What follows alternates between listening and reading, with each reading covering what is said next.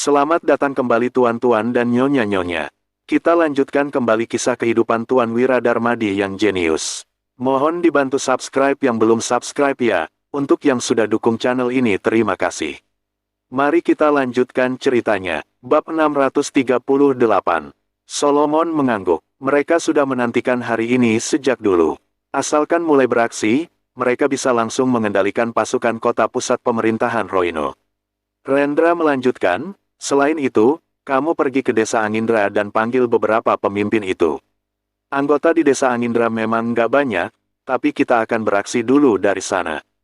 Kita juga harus meminjam reputasi mereka. Solomon tertegun sejenak sesudah mendengar ucapan Rendra, lalu bertanya, apa? Mereka akan setuju. Dia tahu bahwa orang-orang di desa Angindra sangat garang. Kalau kita memberi imbalan yang besar, mereka pasti akan menyetujuinya. Tenang saja, apa kamu pikir mereka sangat senang tinggal di kerajaan Nuala? Sahut Rendra. Kemudian, Solomon mengangguk dan berujar, oke, ayah, aku tahu apa yang harus kulakukan. Rendra mengiyakannya, lalu berucap sambil memandang bulan, besok, kendalikan kota pusat pemerintahan Roino. Tapi, jangan bunuh anggota wali kota, cukup ditahan saja, meskipun kita berasal dari kerajaan Agrel, mereka itu rekan kita selama bertahun-tahun. Jadi, hubungan kita cukup dekat. Lagi pula, wali kota pusat pemerintahan Roino memang orang yang nggak berambisi. Dia bukan masalah besar bagi kita, lanjut Rendra. Rendra sudah mempersiapkan semuanya. Dia merasa sangat tenang. Bagaimanapun, rencana ini sudah disiapkan sejak lama. Sementara itu, Wira tentu tidak memedulikan semua ini. Keesokan paginya, Wira pergi ke kampung Silali. Parfum yang dijual Bejo terakhir kali laku keras sehingga membuat penduduk kampung Silali sangat senang. Hanya dalam beberapa kali, kampung Silali menjadi lumayan kaya. Jadi, mereka sangat bersyukur saat melihat Wira dan lainnya kembali. Tuan Wira, akhirnya Karnu kembali, ucap Bejo dengan sopan.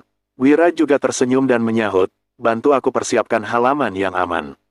Jangan sampai hal ini diketahui banyak orang. Selain itu, bawa peralatan ekstraksi parfum itu kemari. Sesudah Wira selesai bicara, Bejo langsung mengurusnya meskipun tidak tahu tujuan Wira. Bejo menyiapkan sebuah halaman di kediamannya. Halaman ini sangat tertutup sehingga orang luar tidak bisa melihat keadaan di dalam. Wira menyuruh Danu menarik belasan kereta yang bermuatan niter dan wadah keramik. Semua barang-barang ini pun memenuhi halaman. Wira memerintahkan, panaskan batu ini dengan suhu tinggi, lalu tampung air hasil distilasi di wadah keramik. Wira menyuruh Danu menyiapkan lebih banyak batu lagi. Mereka tidak tahu apa kegunaan batu ini dan Wira juga tidak memberi tahu mereka. Dalam waktu sehari, mereka baru memanaskan satu kereta bahan-bahan batu ini dan mendapatkan setengah wadah cairan. Hanya saja, bau menyengat yang menyebar membuat semua orang kebingungan. Danu bertanya, Kak Wira, sebenarnya apa ini? Kenapa baunya menyengat sekali? Wira tidak berbicara, tetapi mengeluarkan sepotong emas dan langsung melemparkannya ke dalam cairan tersebut. Walaupun kebingungan, mereka tetap melihat apa yang dilakukan Wira. Namun, mereka tercengang begitu melihat kejadian di depan mereka. Hal ini karena Ernas itu langsung melebur di dalam cairan. Semua orang yang melihat ini terbengong-bengong. Salah satu dari mereka berseru, astaga, mana emasnya? Orang-orang ini tidak tahu apa yang terjadi. Kemudian, Wira baru menjelaskan, ini air raja yang bisa meleburkan semua jenis logam. Emas ini memang sudah dileburkan, Danu yang masih khawatir berujar, tapi, emas itu sudah dileburkan. Bagaimana ini? Wira hanya tersenyum dan menimpali, kalau ada cara untuk meleburnya, tentu ada cara untuk mengeluarkannya juga. Leburkan semua niter, lalu kirim ke halaman di Provinsi Wali. Gali sebuah ruang bawah tanah dan simpan cairan niter di dalam ruang itu. Bab 639.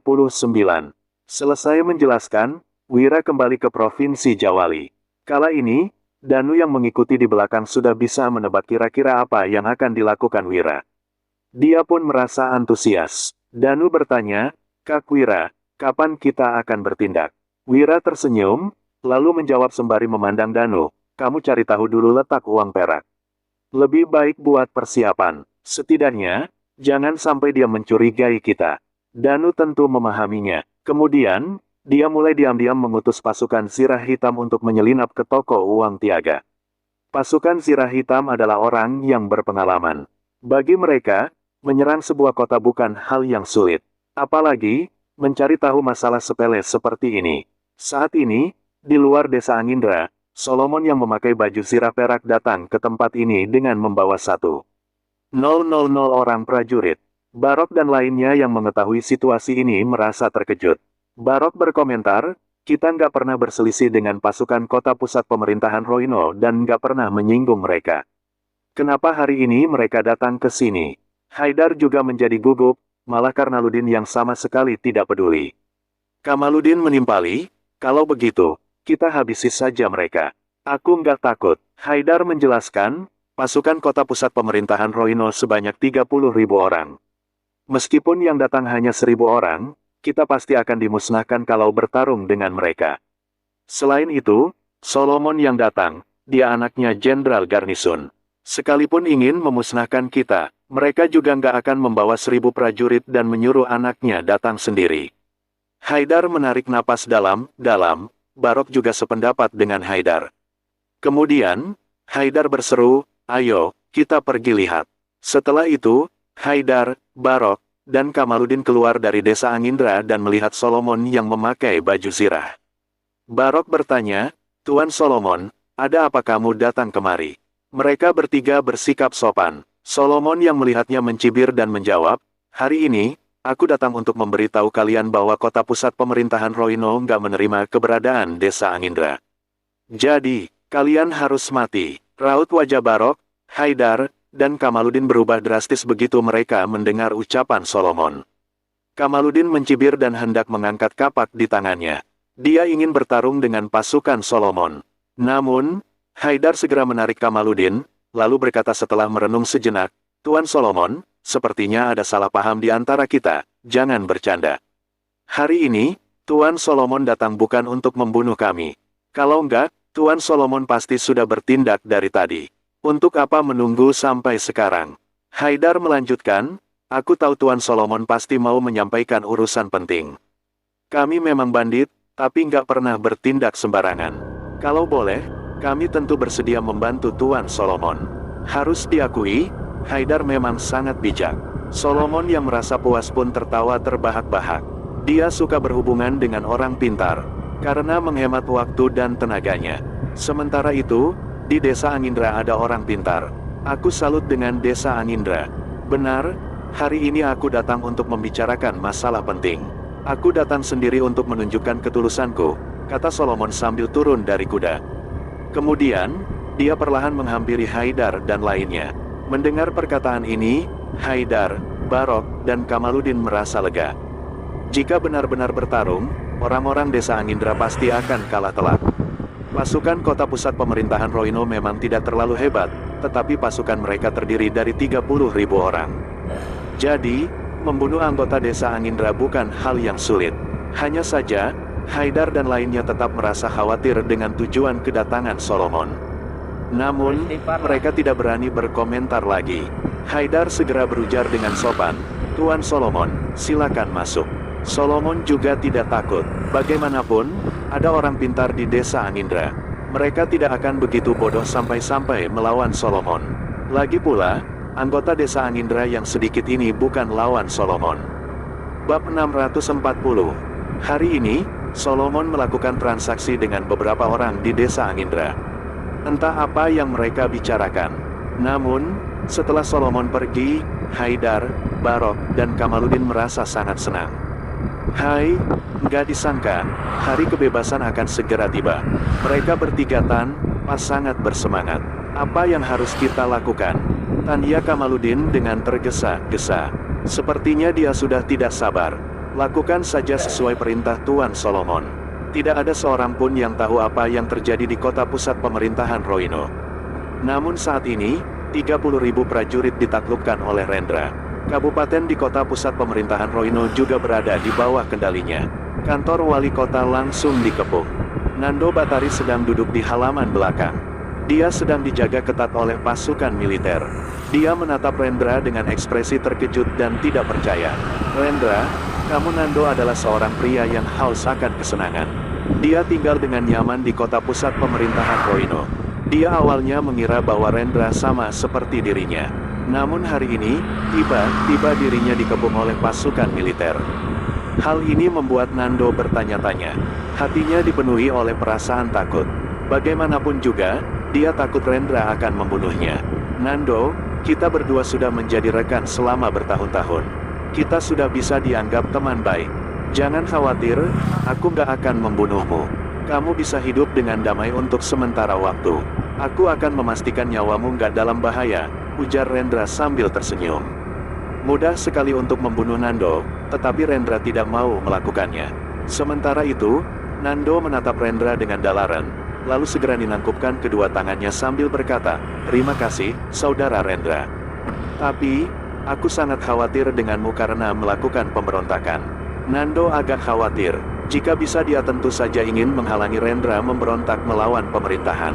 Saat ini, dia sama sekali tidak tahu bahwa orang yang ada di hadapannya ini berasal dari kerajaan Agrel. Rendra hanya berkata dengan pelan, "Wilayah yang paling dekat dari sini adalah Provinsi Jawali. Gubernur Jawali hanya memiliki 10.000 prajurit, sama sekali bukan tandinganku. Tujuanku bukan untuk memberontak melawan pemerintahan, melainkan untuk merebut Provinsi Jawali." Mendengar ini, Nando terlihat bingung. Dia tentu tidak mengerti apa yang sedang terjadi. Bahkan, Rendra sendiri juga tidak tahu kenapa dirinya melakukan ini. Jumlah prajurit di Provinsi Jawali memang lebih sedikit, tapi begitu kabar ini tersebar, pemerintahan pasti akan mengirimkan pasukan dalam jumlah besar.